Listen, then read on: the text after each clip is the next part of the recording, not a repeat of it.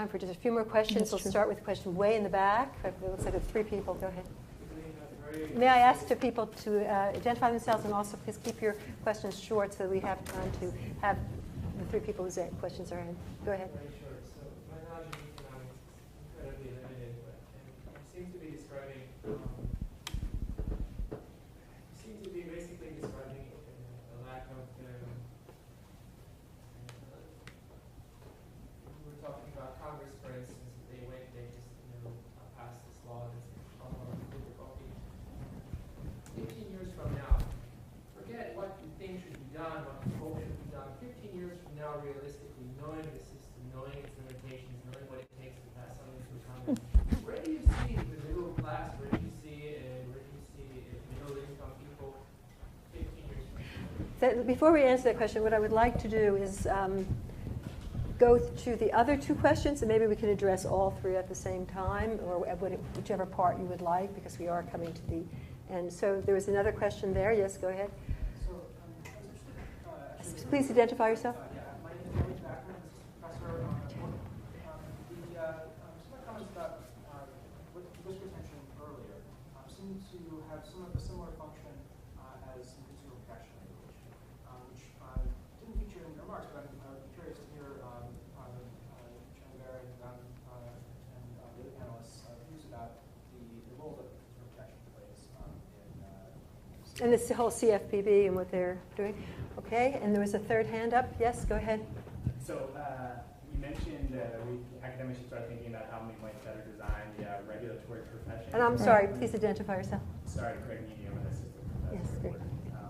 And so I want to start thinking about that a little bit. And so I was struck you pointed to foreign service as a potential model for regulators. And so if you can think of other industries or countries or other possible models for how the regulatory profession might be better designed. And I think I will go in the order of Richard or Franklin first. And Franklin, go ahead. And then Richard Richard, go ahead. The only one I feel remotely competent to answer, frankly, is perhaps the last one, where if you look around the world, I think you could argue that regulators in some countries are better compensated and more highly regarded than they are in the United States. And I think, at least my impression is, that in the UK, they really do get higher quality talent coming out of universities, and they retain them over time. Now, has it resulted in better regulatory outcomes?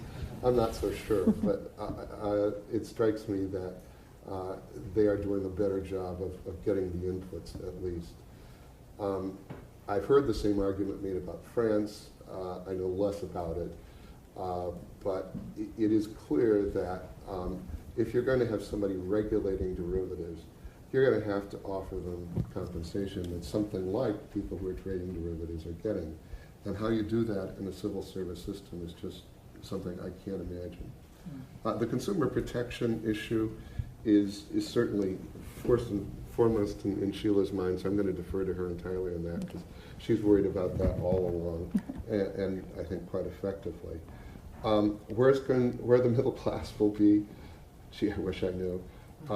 I think it actually depends a whole lot more on our investments in education than it does on anything we've talked about today. Franklin? So talk about the last question about where the middle class will be. I mean, if you look in Japan, it's not a good precedent, because I talked to my friends there. They bought their house at 3 times what it's now worth, and their stock market investments are 1/3 of what they were, and they've just been decimated. And I think that's the problem, that if we have all these bubbles going, it's very easy for the middle class to lose out. And I think the points that were being made earlier are very important about that. Do you have any comments on how we, going forward, make for a more professional and protected against the incentives of co-optation of regulatory bodies? I think it's very difficult, because we pay so little for civil servants in this country. We have a very different kind of tradition. And part of the tradition that makes it worthwhile is that people go and do it for a few years, and then they go to the private sector and make lots of money, and that causes a lot of these problems. And I think the SEC is perhaps the worst example of a revolving door, Yeah. because every securities lawyer I know sort of did a post-legal degree at the SEC for 3 years before they became representing their client before the SEC, and it's just accepted as part of the compensation. That's true. So let me take this in order. I think where the middle class will be in 15 years, I'm going to try to be optimistic. And I think, I hope we don't have to have another crisis to get there. But I think people are getting more motivated, not less motivated, about some of the dysfunction in Washington, and especially in fixing our financial system. And I do think some of the basic concepts voters can understand, and I think they should have accountability if they don't understand it. You understand when J.P. Morgan Chase loses $6 billion or Citigroup fails once every 10 years, something's wrong, and complain about it and want to know what your member of Congress is going to do about it. I don't, and just more broadly, getting one of the reasons I think the Fed is driving, continues with these near zero interest rate policies is Congress and the administration aren't doing much. And to the extent there is a role for government getting our economy back on track, I think it's through fiscal policy, not monetary policy. But we've had, and we do need some type of fiscally sustainable path, but it should be slow and gradual. The sequestration sequestration was designed to be a very bad thing that people would avoid at all costs, right? And instead they just did it. So. Yeah, so I think it's, listen, we live in a democracy, and I think the middle class itself has to take charge of this. And I know that puts things back on all of us, but I don't see any other solution. But I see people getting more motivated, and I actually see left and right converging on this. People are just mad about it. I don't think this is ideological. I don't think this is partisan. I think people outside the financial sector see what's going on and want it fixed. And I sense, I had a conversation with John Huntsman about this, who was the only one, frankly, only candidate, Republican or Democrat, who was talking about financial reform. Right. And he thinks it is filtering down into the electoral process, and in a couple of years, this is going to be a big issue. And people are going to be asking questions and wanting to know what the plan is. And it's a bad thing, not a good thing, to get money from Wall Street. So. I think there's a chance this could correct itself. I hope so. Risk retention, you're right, it does relate to consumer protection. Ironically, though, some of the folks who oppose risk retention say that now that the Consumer Bureau has lending standards, something called qualified mortgages, that we don't need risk retention for securitization. And I don't agree with that. I think there is a qualified mortgage standard now, which is just pretty basic. So you got to document income. It has a pretty high debt-to-income ratio, actually, 43%, which would be high for most of you, I would think, especially if you're talking about pre-tax income, right? So 43% is a pretty big chunk. So I think there's still a lot of room within there to originate mortgages that may not be in the best interest of the borrower and will eventually go bad. I like economic incentives, rules that align economic incentives much better than I do prescriptive rules, because I've just seen the industry too often get around prescriptive rules.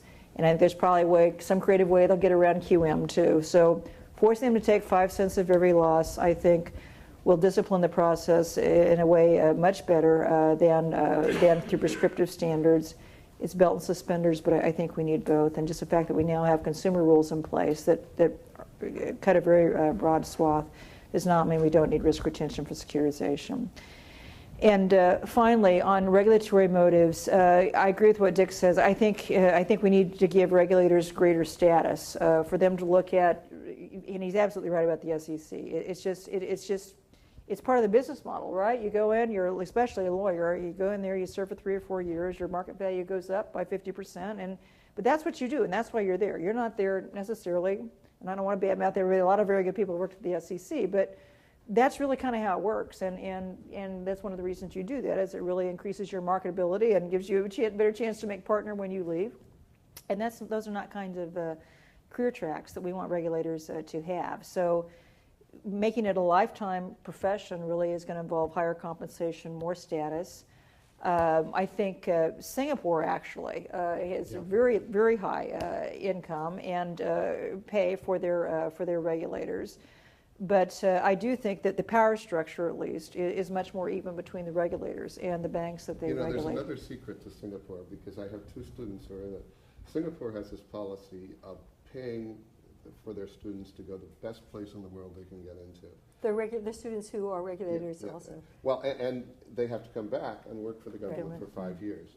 And 2 of my students have gone back to the Monetary Authority of Singapore, and they were not so keen about it when they went, but they've got wonderful careers and have done very, very well. So their input, too, That's right. is at the very highest level. Yeah, that's good. So, but I think, again, looking at, this would be a great research project to look at different models and how they performed and try to identify a better model than what we've got now, because I tend to think what we've got now has not worked nearly as well as it should.